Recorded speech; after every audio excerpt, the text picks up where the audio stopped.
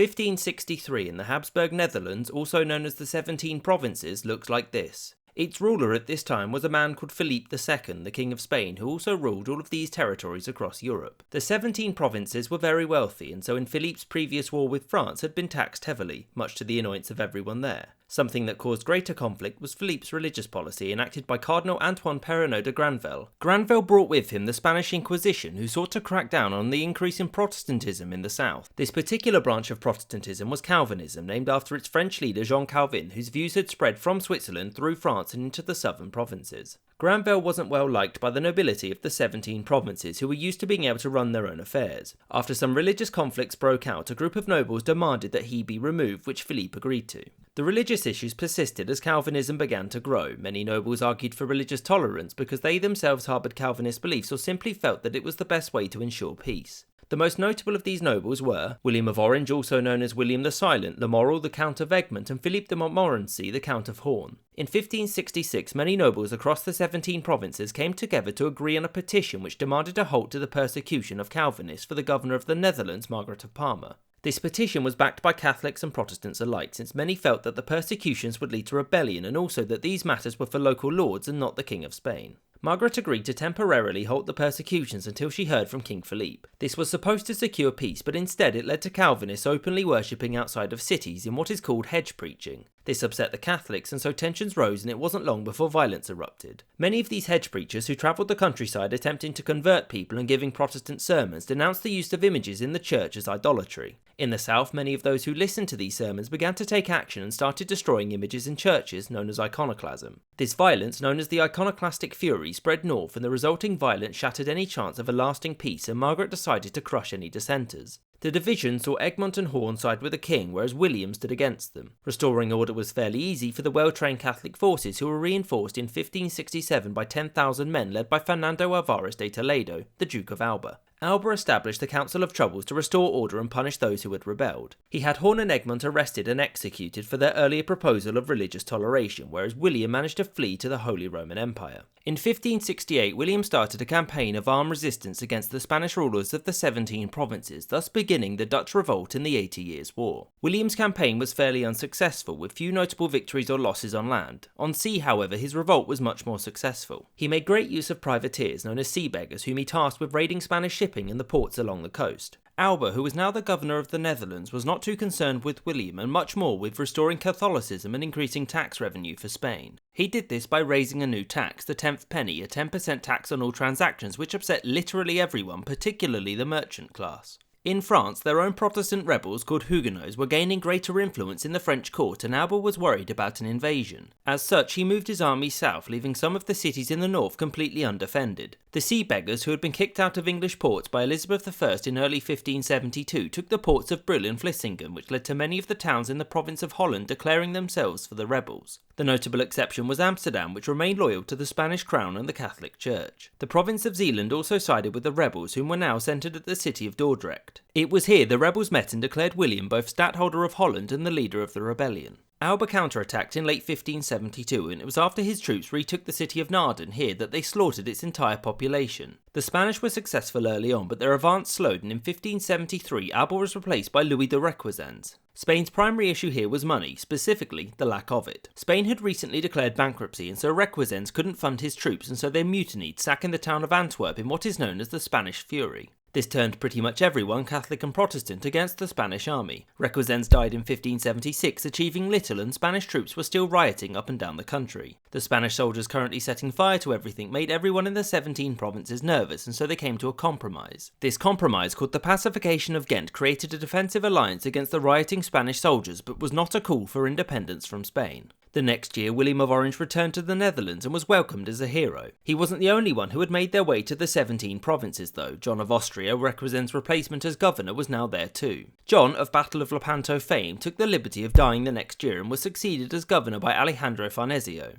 The unity built by the pacification of Ghent was starting to break down since there was less unruly Spanish troops and religious tensions were rising again. Amsterdam had up until this point remained firmly Catholic, but its ruling council was overthrown by Calvinists in 1578. Across many of the northern provinces, the rights of Catholics were being whittled away and Calvinists were seizing any opportunity they could to secure religious change. By 1579 the Concord had essentially broken down and two new unions had formed. In the south, the Union of Arras, which declared its loyalty to the Spanish throne and denounced Protestantism. In the north, the Union of Utrecht, which wished to end what they considered to be Spanish despotism and allow for freedom of conscience. The Union of Utrecht, also known as the United Provinces, whose capital was Antwerp, acted as a single entity, pooling its resources and creating a common army. William had also appealed to the English for help and had received John Norris and a small English army to aid them. Norris wasn't particularly successful, but he did take the city of Mechlin, which he promptly sacked in what is known as the English Fury. In 1581, at The Hague, here, the Plakat van Verlatingen, or the Act of Abjuration, was signed, which declared the United Provinces free and independent states and Philippe II deposed as king.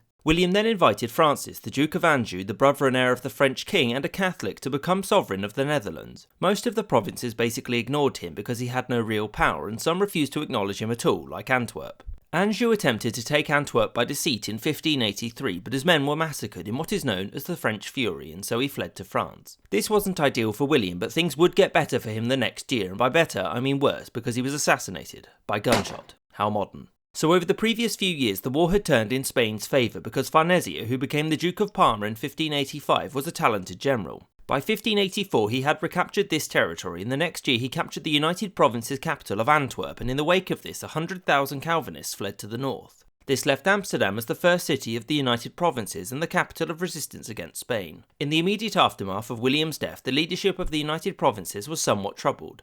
Robert Dudley, a close friend of Elizabeth I, took the position of Governor of the Netherlands, which was basically a declaration of war against Spain. Dudley had a tendency of interfering in the affairs of the Dutch, which was kind of why they revolted in the first place. Dudley had two major opponents, Maurice of Nassau, William's son, and Johan van Oldenbarnevelt. By 1587, Dudley had suffered a series of military defeats and his authority lay in ruin, so he left the United Provinces and returned to England. The problems with finding a monarch emboldened and legitimised those calling for an end to the monarchy. As such, in 1588 the United Provinces were declared a confederation and a republic. It was also in this year that Philippe II launched his armada against Elizabeth of England. The next year saw a Protestant, Henry IV, take the French throne, whom Philippe promptly intervened against. This relieved some of the pressure on the Dutch, who were now under the leadership of Johan and Maurice. Johan was quick to streamline the government and improve trade, whereas Maurice was crucial in reforming and professionalising the Dutch army. By 1598, the year of Philippe II's death, the Dutch had retaken this territory. The Dutch Republic wanted to increase its trade to fund the war and so sent ships far and wide to find markets across the Indian Ocean, which led to the very lucrative spice trade. In 1602, to reduce the risk that came with this trade and to help increase profits, Dutch merchants formed the VOC, the Dutch East India Company, which would have a monopoly on trade and the right to wage war and make treaties. Furthermore, banking reforms and an efficient system of funding the army meant that the Republic started to become much wealthier. The Spanish forces were led by Ambrogio Spinola, who, like Maurice, was a very capable general and managed to push the Dutch back to here by 1607. Even though Spain had made peace with France and England by this time, the war's financial burden was starting to hurt, so Spain asked for a truce which was finalised in 1609. This truce basically acknowledged the Dutch Republic's independence and even reopened trade between it and Spain.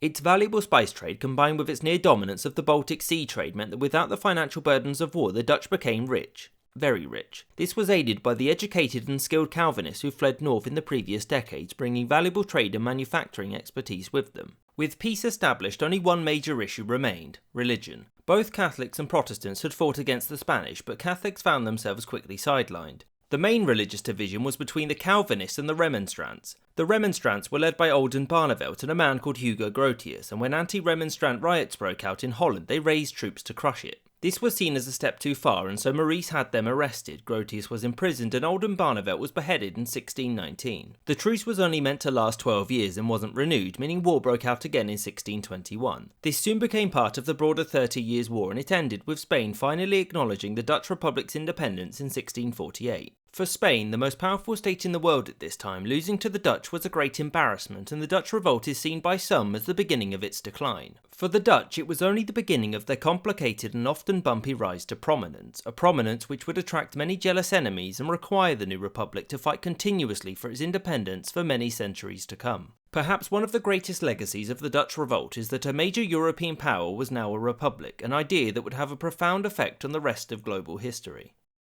I hope you enjoyed this episode and thank you for watching, and a special thanks to James Bisonet, I'm hoping I'm pronouncing that correctly, for supporting the channel.